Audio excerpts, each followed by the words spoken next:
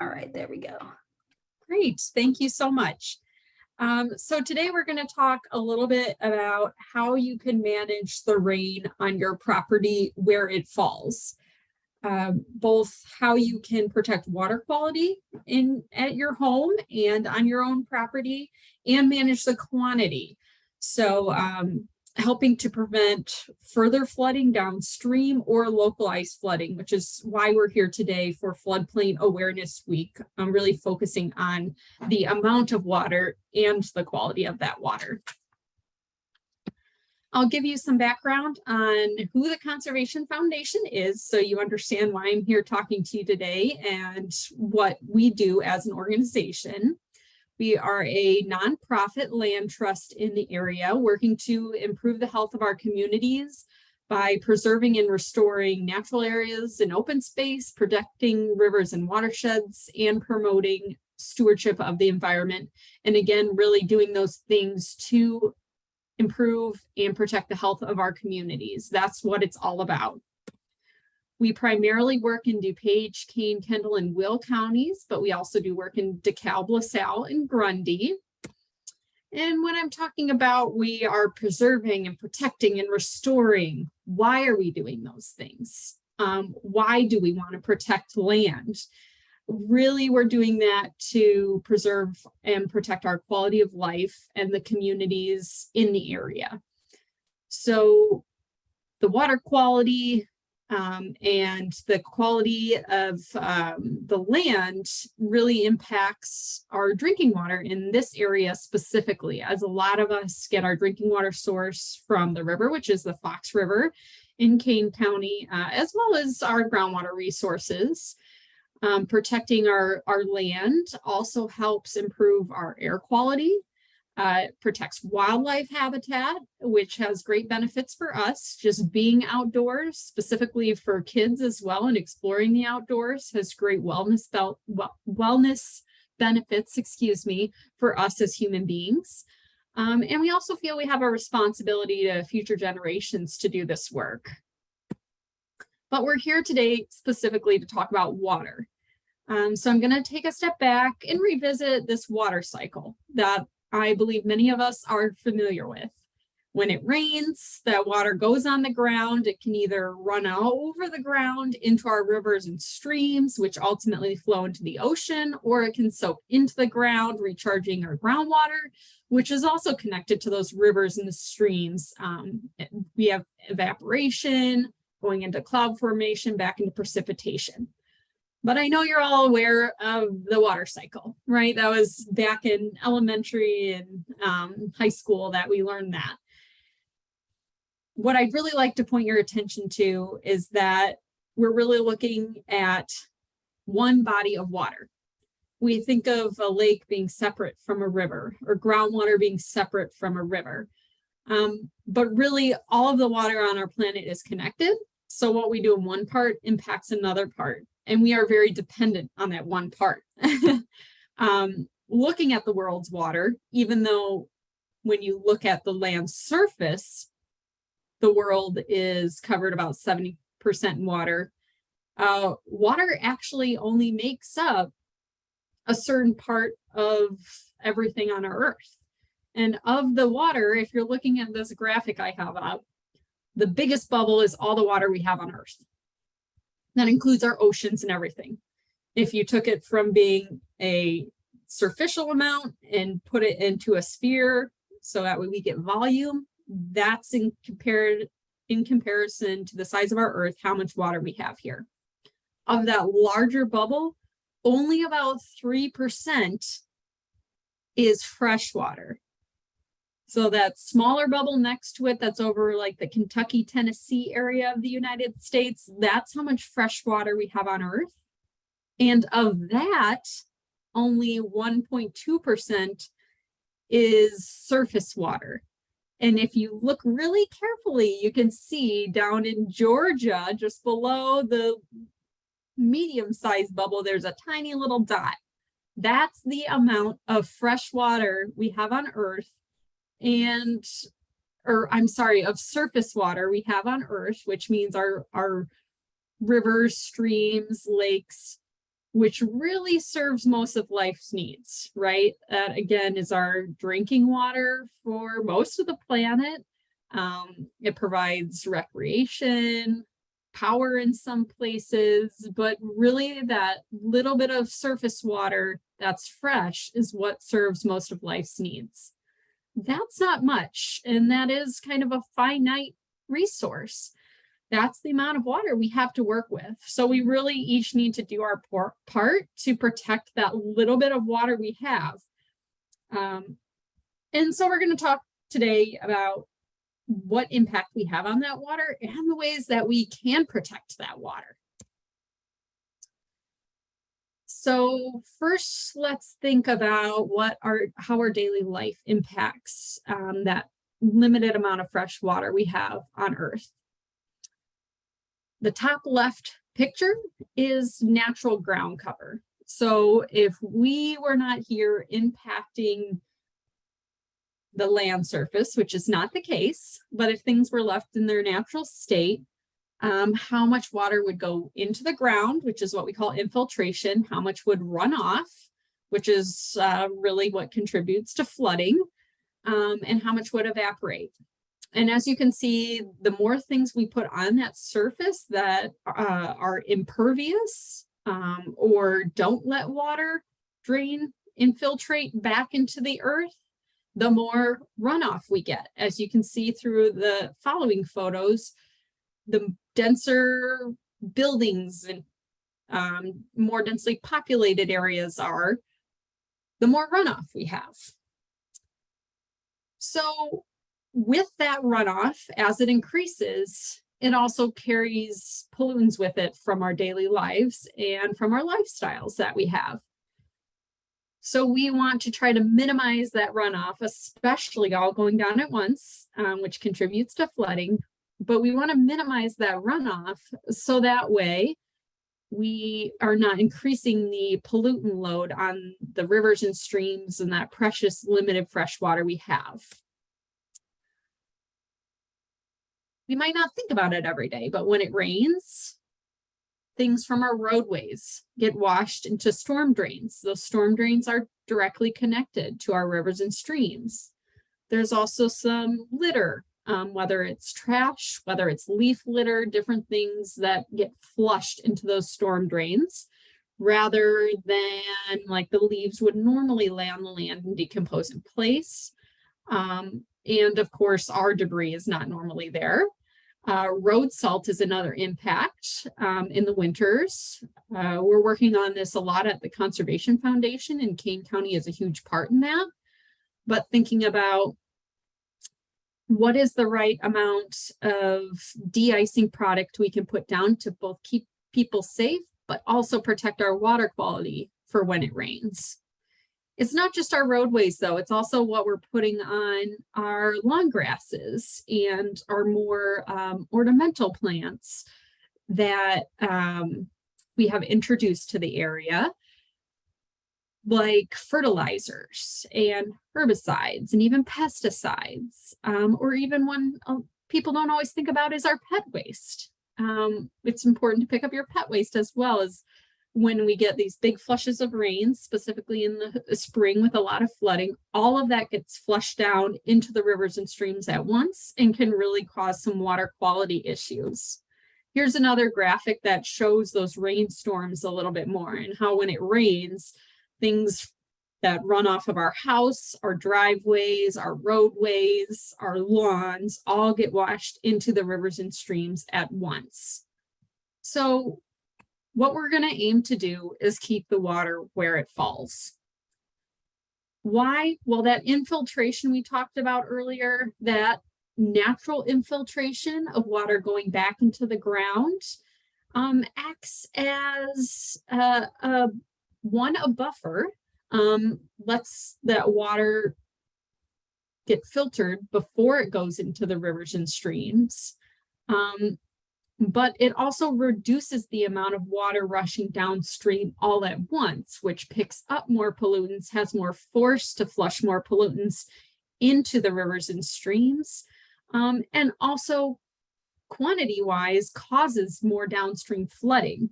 So if we're keeping the water where it falls, it helps our neighbors downstream not have such bad floods. As we're here for Floodplain Awareness Week, how each of us impacts flooding in general and what we can do to prevent some of that really intense flooding. And it also helps prevent localized flooding, though, if we keep water where it falls. Localized flooding is when you get clogged storm drains or just too much water at once to wash away from an area. And we've all seen this before, where streets can become full of water, sidewalks, and even people's lawns up next to their basements, right? This is all localized flooding. So imagine if each person in that neighborhood captured the stormwater that fell in their yard and it didn't go downhill to the neighbors, the lowest lying neighbors. And we can really each make a big impact in that. So this is a little bit of a busier graphic, but I just wanted to touch on one more time the impervious versus pervious area.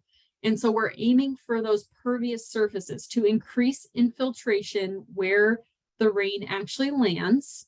And we can increase that infiltration by increasing our natural areas with the most beneficial plants, which I'll talk about in a second, increasing green spaces and areas we like to call green infrastructure, which again is just those greener areas with the really good plants that help infiltrate that water and keep it where it lands. As I'm talking about the right plants, right? So I'm not actually referring to turf grass. I'm talking about native plants. So native plants help get that water back into the ground more efficiently than something like turf grass. What is a native plant? Well, a native plant is something that's naturally found in our region. It evolved in this part, in this area in a balanced ecosystem along with the native wildlife. So it's an important support system for that native wildlife. But these plants really have some great attributes that I'm going to go through about why they're so good at drawing that water into the ground. And the biggest one is really their root system. So these plants evolved to handle these really wet springs we have and intense rains and the really dry summers. And they do this by having a just huge deep root system. So what I've got here in front of you is some native species on the right hand and our more ornamental species in turf grass on the left hand side of this graphic. If you look on the right hand side, you can see how deep some of these native plants' roots go. And the measurement on here is not actually in feet, that's in meters. So when we're talking 1 to 2 to even 3 meters sometimes, but most of these shown here are 2 to 2.5 meters. That's like 6 to 8 feet down into the ground versus the root mass on our little Kentucky bluegrass, which is a common turf grass variety. As you can see, that goes inches into the soil. So what do you think would help draw water into the soil better? Well, it's those native species on the right-hand side.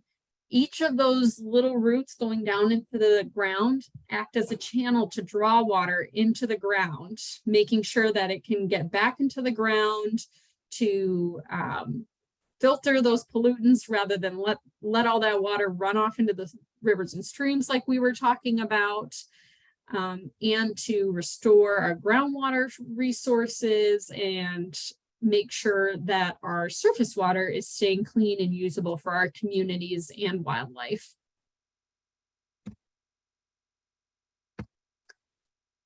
And I just want to touch on again that when we're talking about introducing more native plants into our landscape and as specific features to help with flooding and stormwater, there are a lot of other benefits to it as well that we don't even realize all the time. These native plants are really the backbone for a lot of our native wildlife in this area. They support the insects, the caterpillars, as has been brought to our attention even more so this year, things like monarchs depend on our native plant species. And then those insects and caterpillars feed so much else throughout our ecosystem, different bird species, fish species, all the way up through mammals, right? So these native plants help with more than just our stormwater, but we're going to focus on the water quality and stormwater today for Floodplain Awareness Week. And one of the ways to utilize these native plants specifically to protect water quality and to promote flood resiliency is by installing a feature called a rain garden. So a rain garden is a slight depression into the ground where you plant these native plants with these super deep roots and help the water get back into the ground and have a second to infiltrate into the ground during especially some of our larger rainstorms. Here's another graphic that shows what a residential rain garden specifically might look like, which is applicable to most of us here today on this call and why we're here. As you can see, when it rains, either on your roof and you direct your gutters to the rain gardens, or when it rains anywhere else on your property and the water overland flows over your turf grass, even because like we saw that the turf grass roots are pretty shallow. So it really just kind of overland flows over the turf grass and doesn't infiltrate much. We can capture all that water running off in one of these rain garden features. And we're talking a lot about plants, and that's my favorite thing to talk about too, but I can't start rain garden conversation without talking about the soils first. So it is very important to have the right plants in a rain garden with those deep roots, but we also want to make sure that the soils are able to infiltrate that water. In this area, we have a lot of areas that have very high clay or silt content, really clay throughout this region. And what we want to do is increase the amount of sand content wherever we're going to put one of these rain garden features. So if you were to install one of these in your own backyard, you'd first want to start by removing the turf grass in an area and then trying to amend the soil. You can improve or mix in sand and also other things like a little bit of compost to increase absorption capacity of that soil. Compost is organic matter, so that has more absorption capacity as well. But really we're talking about having sand. If you look on the photo here on the bottom right, it shows how sand pores, or the pores, I'm sorry, within the soil itself, between the little sand grains, has more room for water than silt or clay, which are very fine grained materials. And so they can be even snugger next to each other and fit even snugger and fit less water between them, where sand has more room in there to let the water actually soak into the ground and then take its time soaking very deep into the ground. So again, we're just trying to increase the ability of the soil and your property in general to absorb that water and keep it where it falls. But now we can move on to the plant selection. Once you get some amended soils in there, we can talk about the plants you might want to put in your rain garden. So again, in this area, we have, yes, some native prairie plants that like really dry, open, sunny conditions. But we also historically had a lot of wetland areas or areas that get flooded at certain times a year and then dry out. And so we have plants that evolved to really like that environment. One of these types of plants are called sedges. On the upper right-hand corner, I have a picture of fox sedge, which is what I have in my rain garden at home. Actually, all these plants here are what I have in my rain garden at home. So fox sedge is one of many types of sedges. There are many types of sedges. They have this kind of grass-like appearance, but it's a different species. And they have really deep roots, but really like it when they get a lot of water. So they can handle and don't get drowned out by having all that water come in during the rainstorms. So I really recommend people start with putting in some of these sedges in their rain gardens to just increase that root mass, have a nice, full, beautiful look in your garden, and provide some structure. And then after you do that, you can add in some of these beautiful flowering species that we have a just tremendous amount to choose from here based on color and height and whatever you might be looking for. And I just put up some of the ones, again, that I have in my yard, but also that are kind of favorites and easily found throughout the area. We've got bee balm in the center, great blue lobelia or cardinal flower, which is another type of lobelia. We have swamp or rose milkweed, which is different than the common milkweed. That's a lot more aggressive and even taller. Rose milkweed stays a few feet shorter than that one and really likes that wet feed. It'll really thrive in there. And we also have a native type of iris called the blue flag iris on the bottom left corner of that page. And the blue flag iris is our native species, where most other irises are not native. So again, the insects in this area can utilize that type of iris more than it can different types that were introduced to the area and our insects did not evolve with and don't know how to utilize as well. And I can't help but put up some more plants because there are so many to choose from. And I just like to highlight the diversity in colors and types that you can put in your rain garden. On the bottom left corner is the prairie blazing star and rattlesnake master as well. It's our native yucca species is the rattlesnake master. It gets these really cool kind of very tough looking, but very neat and unique structured white plumes on the top. And the prairie blazing star is just a spike of beautiful purple that is just flooded with pollinators when it goes into bloom.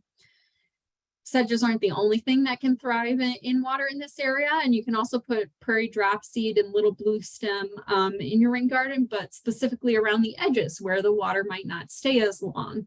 And I have to point out butterfly milkweed as well, the orange plant there on the bottom right. That's a milkweed variety that only gets about 2 to 3 feet in height, so stays pretty small, isn't aggressive like a common milkweed, but monarchs can utilize that one just as well, if not more, to be honest. They really love butterfly milkweed as their a place to both lay their eggs and where the caterpillars love to grow up and munch on the leaves during the early years of their life cycle. This butterfly milkweed can help support monarchs just as much as other types of milkweed.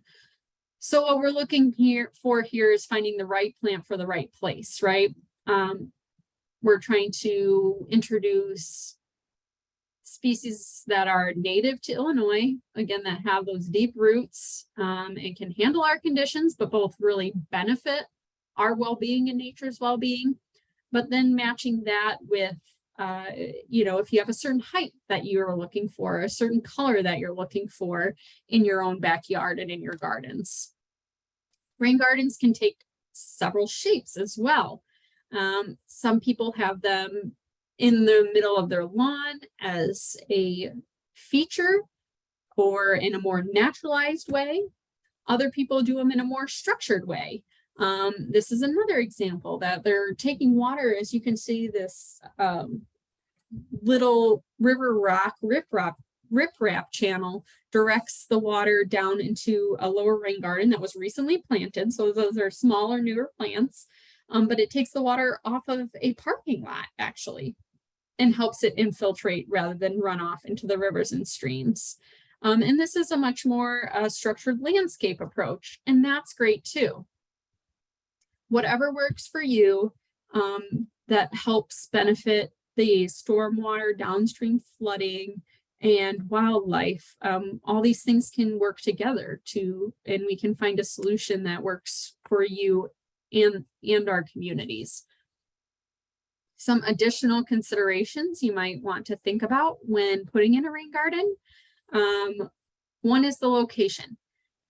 So we're really aiming for your rain garden to be downflow of where the water naturally goes. Water will go where it wants to go. So it's very difficult to fight that. So I always recommend to observe your yard or your, downspouts. You can even help direct the water in to a certain degree of where you direct your downspouts and direct them towards where you're going to put your rain garden. But take a look and see what's the natural downflow of that water running over your yard, and try to put your rain garden in an area that will naturally capture that water. You also want to think about those infiltration rates again, where you might already have some soils that absorb water more easily. But the main thing I want to point out with looking at infiltration rates in your own yard is that if you're putting in a rain garden to absorb additional water, you don't really want to put that feature where there is already standing water regularly, or you have localized flooding. Why is that? Well, what we're trying to do is absorb more water into the ground or keep it on your property. And if you put it where there's already standing water, those soils are already at capacity, right? They're already saturated. So it makes it difficult to draw more water into ground that is already full of water. So you want to put it just upstream of that and get that water into the ground before it causes the flooding in that other part of your yard. That's not to say that you shouldn't plant where it floods. Absolutely. We have, again, some great native wetland plants that really like that area. And you might notice that, your grass doesn't love that area, or you can't mow that area. That's great to turn into just a native garden bed or a pollinator garden where you can plant some of these plants that look really pretty and have beautiful colors, but like that water and won't get stressed under all that water. And again, if you put them there, those deep roots could help, right? Increase the filtration and reduce the flooding in that area. But if we're talking about rain garden specifically, I recommend you do it kind of upstream where water can actually absorb into the ground. I also recommend putting kind of a stepping stone path through your rain garden. Again, we're trying to promote infiltration. So if we're walking up everywhere over the rain garden and compacting it and decreasing the pores that are throughout that soil, that is counteracting what we're trying to do. So if you put a stepping stone path where you can walk into specific areas, do your maintenance, look at your flowers, be in there, enjoy all the wildlife that's coming, then you are just concentrating the compacted areas to small parts, and the rest of your rain garden can maintain that absorption capacity we're looking for. And then you also might want to look at bloom times of your species. So that way you have things blooming in all different times of the year. And actually, one of the best examples of this is the rain garden located at the Kane County Government Building, right outside Ivy and Ann's office right there. If you can see, the top picture is the rain garden in, I think it was early June. You have butterfly milkweed blooming. Ohio spiderwort is that more silvery looking plant in the back. So that the blooms had just ended for. Those were more spring bloomers. You have butterfly milkweed coming in. And then the lower picture is more August time, where the butterfly milkweed's kind of starting to finish to bloom. But you have black-eyed Susans, yellow coneflower, the bee balm, which is the purple one blooming. And so that way you get to see colors all year round, but the wildlife also has something to visit and utilize all year round. I threw a lot of plants out there today, and I'm talking about choosing the right plant for the right place. And that can be a lot, but we have a guide to help with that. We have a build your own rain garden guide. on the Conservation Foundation's website, theconservationfoundation.org. You can check this out to kind of get a rundown again of the different considerations I was mentioning about, you know, how you might want to choose where to put your rain garden and how you would build it and the plants to put in it. But there are some other ways that we can also support stormwater in our area beyond just a rain garden. One of those is installing a rain barrel. A rain barrel captures water that lands on your roof and goes into your gutter. So that way you can use it at a different time. Not only does this again help keep the water where it lands, right?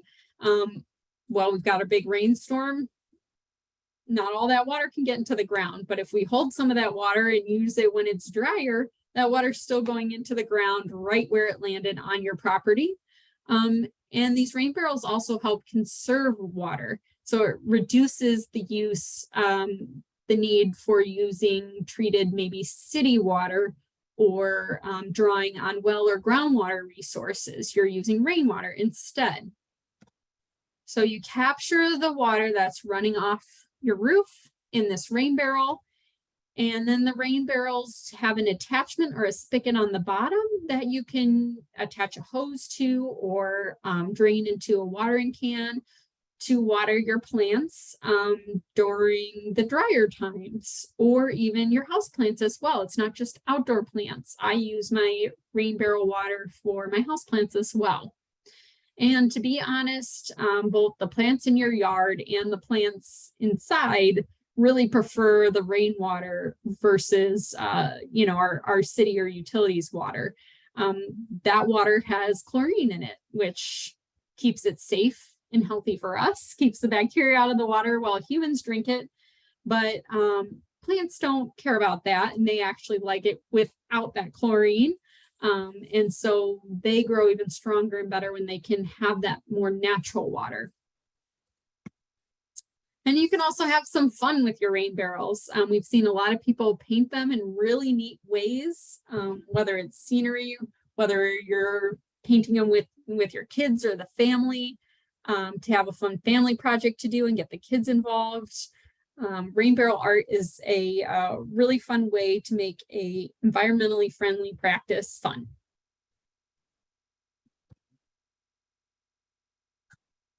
So just a note on that, the Conservation Foundation sells rain barrels year round from our office in Naperville, but we have local rain barrel sales in the spring, specifically with Kane County, which is really one of our largest rain barrel and compost bin sales. So keep an eye out in the spring for that information. We've been talking today a lot about water quantity, keeping it where it lands, and water quality by increasing infiltration. But I'd also like to touch on some things that we can do in our daily lives that impact water quality, and some adjustments we can make to our lifestyles that can reduce those impacts, even if we are keeping the water on our land or preventing more pollutants from going into our surface waters. One of those is phosphorus. So the things that are in fertilizers are typically nitrogen and phosphorus, the nutrients that plants need to grow. However, in our area, our soils naturally have a lot of phosphorus in them.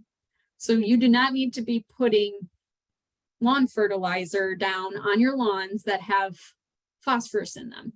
We already have enough naturally existing phosphorus here. So if you just put more down, it's not going to be able to be used up, and it's going to be washed into our rivers and streams, which cause intense algae blooms in our rivers and streams, and ultimately get washed down to the ocean in the Gulf of Mexico, where we have a dead zone from those immense amount of nutrients that get washed down there. So a small adjustment that we can each make is, if you are putting lawn fertilizer down, please make sure that that second number in the line of 3 is 0. That second number is how much phosphorus is in that fertilizer, and you just don't need it in this area. So it's a really small step that we can each take to make sure we're reducing the amount of phosphorus going into our rivers and streams. Another thing we can do is use leaves as our natural fertilizer. So leaving leaves where they land. This is very relevant to this time of year. We're about to go into the season when all the leaves are dropping. It's officially fall, even though I'm not seeing a lot of colors yet, but they're coming. So one thing we can do is leave those leaves where they fall. As they break down, they release those natural nutrients into the grass, into our lawns, into our garden beds, and naturally fertilize. So we don't need all of that artificial fertilizer on our lawns. You can also add leaves to your compost if there's just too many in your lawn. Some of us have that where we've got really big trees around us and there's just so many leaves, we have to do something with them. Well, you can put them in your compost, break them down in your compost, and then apply them afterwards. So that way, again, you have natural fertilizer right there. You can also mulch the leaves into your lawn. There's mulching lawnmowers or an attachment for lawnmowers sometimes that you can put on to mulch those leaves. Just crush them up and then break them down into your lawn so they're not so thick and heavy and blown around on you everywhere. Or you can just simply rake them into your garden beds. That might seem funny at first, but again, those slowly break down and help add nutrients to your plants in your garden bed. And that leaf cover is actually utilized by a lot of insects, both our native bees, but also moths and butterflies really utilize that leaf litter over winter to give them some protection and somewhere to go and stay for the winter until they can come out in the spring. So again, it's helping our local wildlife and the entire ecology up above insects and that they're the food source for. But keep that valuable natural resource and natural fertilizer right in your yard. Whatever you do with your leaves, again, some of us might have too many, right, to just keep and use in our own lawns. So if you have a leaf collection service in your neighborhood that you utilize, the big thing is to keep the leaves out of the streets and gutters. Some of us have leaf collection systems where you have to have them in paper bags to pick them up, but other ones have ones where you're allowed to rake the leaves towards the edge of your property and a big vacuum truck will come along and suck them up. Just please keep those raked on your lawn. When you rake them into the gutters and the storm drains, again, we have nutrient issues with that. Our rivers and streams, yes, leaves are a natural part of our system, but what is not natural is having them all flush down a storm drain all at once into the rivers and streams. And again, inundating the water with all those nutrients at once. Normally in our natural system, they would have slowly broken down into the system and not been washed at such heavy rates from all of our neighborhoods and everything all at once through those storm drains. But as we're talking about flooding this week, these also contribute a lot to localized flooding, where those leaves get flushed into the storm drains and either cover them up, clog the pipes, prevent water from properly going through our storm drain system, and cause a lot of pooling, puddling, and issues for our communities and neighborhoods. So we really want to keep those leaves out of the storm drains and the gutters, I should say, the street gutters. Here's what I was just saying, that leaves raked into the streets clog the storm drains and cause localized flooding. So we really want to prevent that. I've gone through a lot of things today, different things you can do at home to be overall more environmentally friendly, but really help protect the water quality in your area and the quantity that would cause flooding downstream or in your community. And it's a lot of information. We totally understand that. So we've created this program called Conservation at Home. Conservation at Home is meant to help guide residents through some of these practices that you can implement to be more environmentally friendly right where you live. We have a checklist with some suggestions, and ultimately, working through this checklist, you can work to become Conservation at Home certified and get a yard sign to put up in your yard to let your neighbors know what you're doing and why you're doing it too. And to help specifically with that native plant selection, on top of the rain garden guide, we also have just a general native plant guide that can help you choose plants for dry areas versus those wet areas, or shady areas versus sunny areas. We have plants that love shade too. We had big, beautiful oaks throughout this area for a very long time. So there's plants that thrive in those shaded areas under the oaks. This guide can help you choose the right color, the right height, the right type of growing nature, whether it's compact, spreading, if you prefer things to grow in more of a clumped fashion, and also, again, choosing those bloom times throughout the year. And really, whatever way works for you will still help the environment and our wildlife and stormwater in this area. So some people love the wild and free look, where you really are putting a pocket of prairie right in your yard. But if you're someone who likes things more native and neat and traditionally landscaped, that's great too. We can work those native plants into your existing landscape, or just have a more strategic approach to which plants we're putting in those places, so they have a more traditional look, even if all the plants are native in that area. It's just, again, about choosing the right plant for the right place. And that's what we're trying to do here at the Conservation Foundation and through our Conservation at Home program. To date, we have over 1,000 certified properties in this program. So if you're thinking, I have this little tiny yard like I do, how much does actually putting in a rain garden or putting in some of these native plants or having a rain barrel actually help? Well, when you multiply that times 1,000, it certainly does make an impact. And you can start seeing that rather than having just a spot here and there for butterflies to go to, all of a sudden they have a network of plants that they need to live.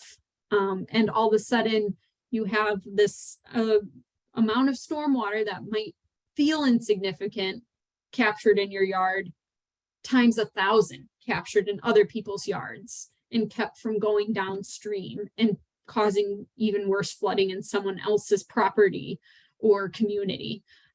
So when you really put that collective effort together, it does make an impact. And we similarly have a program called Conservation at Work. So to help guide businesses, government entities. Kane County has a Conservation at Work sign at their rain garden right there behind the government building in Geneva. But we have this Conservation at Work program to help guide businesses, municipalities, government entities, really anybody implement these practices where they also work and not just where they live. So again, increasing the impact everywhere we are. To find out more about the Conservation at Home and Conservation at Work programs, you can visit theconservationfoundation.org, or you can email gonative@theconservationfoundation.org, and we'll connect you with the right person, the right resource to get you started in that. Ultimately, our goal is to make the landscapes functional, right? Reduce the need for watering during these hot summer months, as this picture shows that the grass is very brown on the left side, and the plants are nice and lush on the right side where there's native plantings.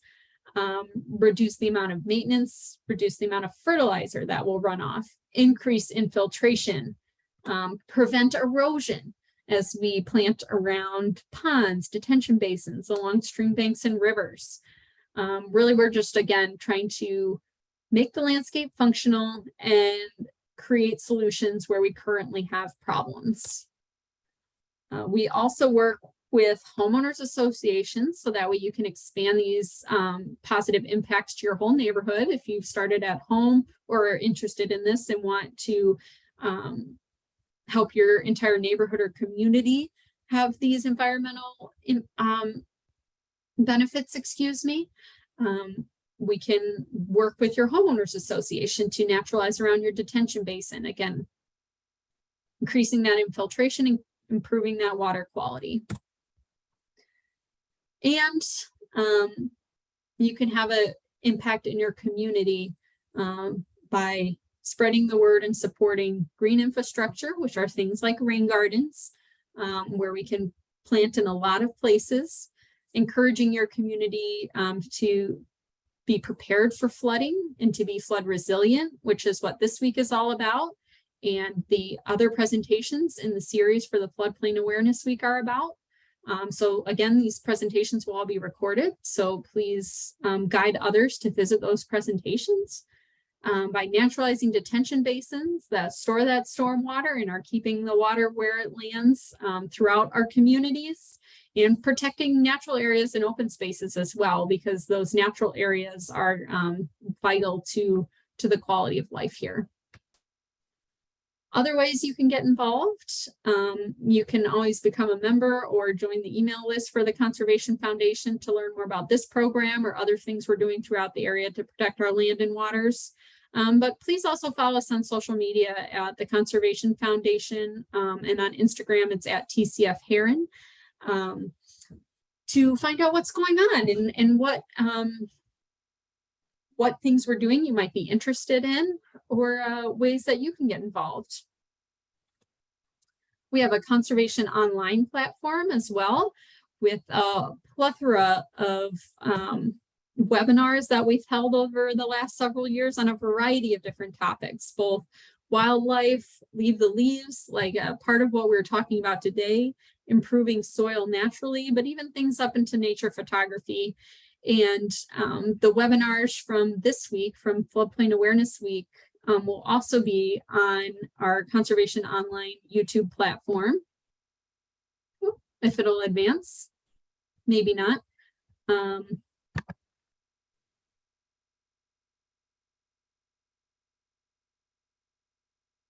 Let's see, there we go. But specifically, the Floodplain Awareness Week presentations will also be available on Kane County's website. So here's the list of presentations that were going on this week that will all be available on the county's website. So with that, please let me know if you have any questions. I'm happy to answer them now. Otherwise, thank you for being here today, and we hope that you are able to keep the stormwater where it lands in your yard. Thank you so much, Jessica. That was a wonderful presentation. So awesome. Thank you, Ivy. Yeah, and King County is so grateful and thankful to be able to work with the Conservation Foundation and you for all this time. We are so lucky. So seeing that it's we don't have too many questions. I don't see any in the chat or Q&A, and we do actually have another event up next at 1 o'clock with Dan Lobes from the Conservation Foundation. If anyone is interested in that, that's going to be on Conservation Development and Natural Areas Assurance Program. Feel free to go to our website and get the link for that. But I think we'll wrap up here and head over to that webinar. So thank you everyone for joining us today. Again, this webinar was recorded and it'll be posted to our website. And feel free to reach out to myself and Anne or Jessica with any questions. So thanks everyone. I'm gonna go ahead and stop this recording.